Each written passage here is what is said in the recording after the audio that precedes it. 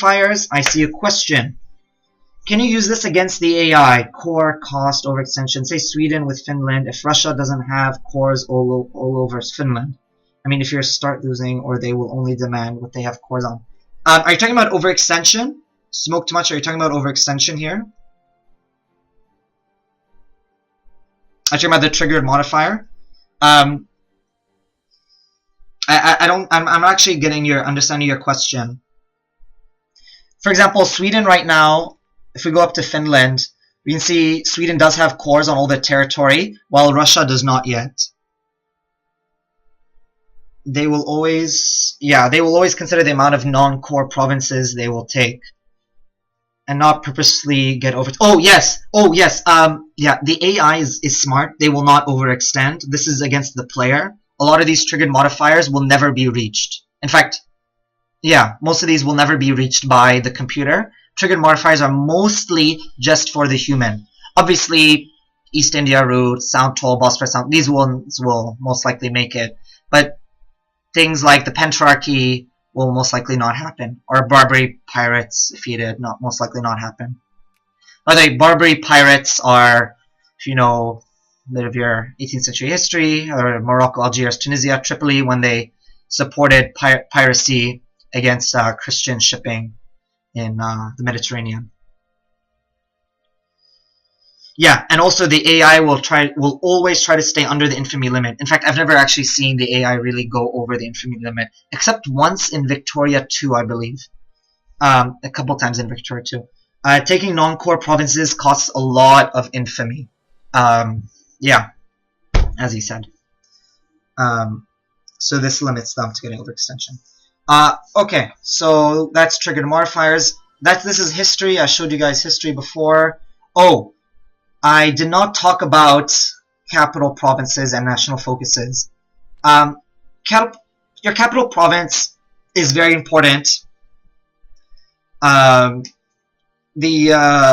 capital province is very important because you have to defend it very well. In fact, Toledo is in a very bad location because now if Aragon declares war on us and they're able to destroy my army, they can occupy Toledo and they'll get a lot of war score. I haven't talked about war score, and I will once I finish, we start the game. But they'll get a lot of war score for capturing your capital, and then a little bit more for capturing your national focus. And then each province is equated pretty much the same. Capturing faraway territories, like what you would consider to be colonies, gives you only very little amount of war score. But capturing my core provinces, especially my capital, gives my enemy a lot of war score. And the same thing, if I capture Barcelona, which you can see by the little crown here is their capital, I'll get a lot of war score. So capitals are very important. You can, for example, I've also seen this, if Portugal is destroyed by Castile, they'll oftentimes move their capital to the North America or to Brazil. Think historically, when the Portuguese monarchy fled Portugal, they set up in Brazil and they set up their capital there. National focus, again, this is another relation to Victoria 2, except this time you don't actually get to pick specifically what it's focusing on. You can only do it on an area, like on a specific region, and then on all the provinces it neighbors. You should always try to aim to have your national focus border as many provinces as they can, so it affects positively all those provinces.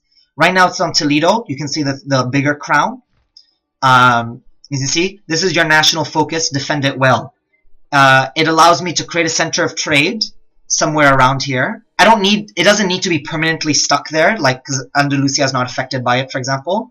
But it allows me to create one. Minimum revolt risk -2. Local revolt risk -2. Tax income +5.5. This is very important. Local missionary chance +5, and population growth +2%, so on and so forth. And also, it's also good to send your national focus to the New World because it'll increase local colonial growth by 50%. And if you're paying a lot in colonial maintenance and you want to speed it up, sending your national focus there to the New World is actually a pretty good idea.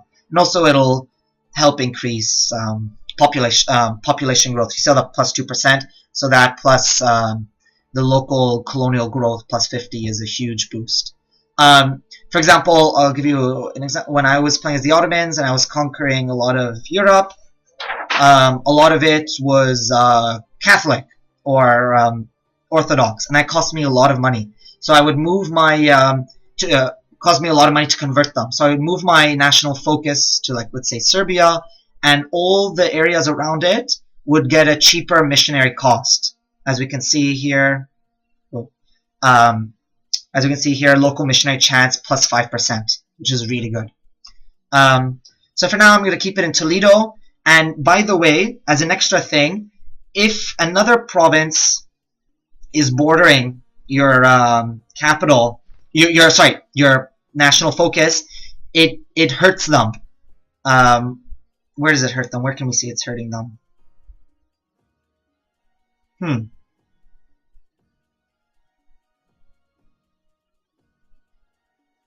I know for a fact that it does. Maybe I have to actually start the game though. But yeah, so because Aragon neighbors my national focus, it's going to hurt their provinces in trade while helping mine, all mine that surround them. So like La Mancha, see national focus for tax plus 0.5. And also here, national focus for yearly missionary chance is again plus 5. Because it's neighboring Toledo, which has my national focus. Later on, I'll probably move it down to La Mancha, so it can affect Granada and Almeria, and help grow those. Yeah, it hurts their growth. It hurt their. Yeah, it hurts their tax. That's what I know, or something. I can't.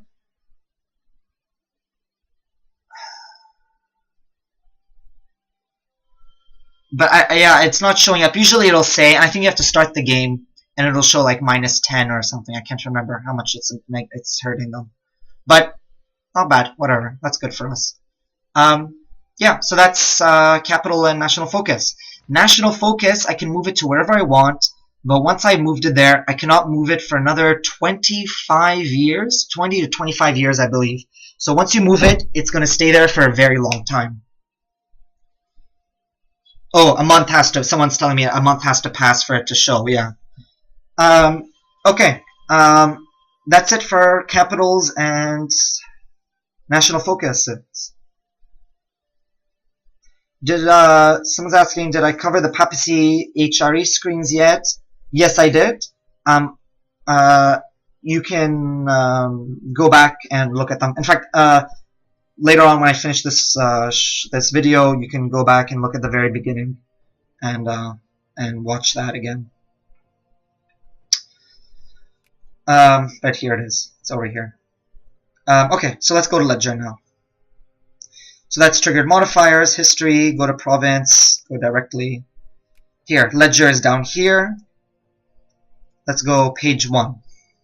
I'm going to go quickly through these. You guys can explore these on your own. But there's a lot. Like Europa Universalis gives you the most information out of any Paradox game. You can see all the countries of the world, from Yaroslav to Aachen, from England to, I don't know. Actually, wait a second. No, I'm sorry. These are only the only countries I can see right now. So this is not even include all the countries in the East and in Africa and in the Americas. So this is only the countries I can see right now. Yeah, so I can see what their infamy is, their prestige. Milan has a lot of prestige. Milan was at their height at the moment. Legitimacy, stability, inflation, income. So Golden Horde is making the most, as you might imagine. Yeah, so Golden Horde is making the most, as you might imagine. I'm making second. This is what makes Castile a good game to play, just for starters. England, Burgundy, not Golden Horde, but Castile, England, Burgundy, France. Not as much Burgundy, but France, England, Castile are very good starting nations to start off with. Or even Austria, I would say. You're getting a lot of income, and it really helps. But you can understand why playing as Muscovy is very hard when you have the Golden Horde that's making 431 income per turn. Anyway, this is trade efficiency, how much money you get from trade, and this will increase as your trade technology gets better. Production efficiency, again, this will increase as production gets better. This is the amount you're getting from production. Aachen has the least, I suppose. And people influence. So Lithuania has the worst because they are mostly animist, although they are Catholic. And then Milan has the most at 46%. And that's why, because Milan is controlling the Holy See at the moment. They're the control of the Curia. Yep, so that's that. Next page. Naval technology, just all the naval technology of everyone. You can see who's on top. Usually you'll see smaller countries on top because they can invest the most into land, naval, and mostly into technology. They don't have to spend as much on stability, for example. And because they're only one province, yeah, their stability cost is very low.